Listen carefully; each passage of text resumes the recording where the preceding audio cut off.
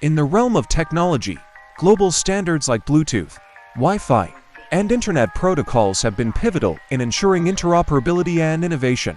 However, growing geopolitical tensions, particularly among the U.S., Europe, and China, are threatening this collaborative framework. Agatha Kratz of the Rhodium Group highlights how these tensions are leading to the formation of new, less open technology standard-setting organizations.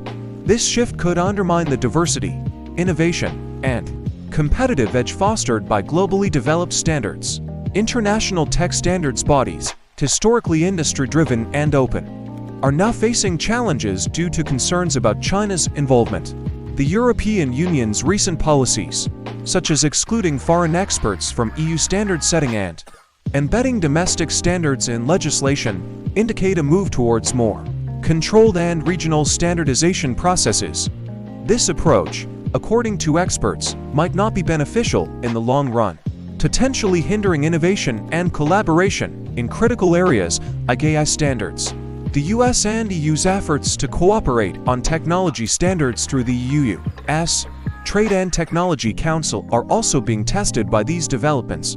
The overarching concern is that an excessive focus on national security, especially regarding China's role in global standards, might weaken the international standard system, which has been a cornerstone of technological advancement and global cooperation.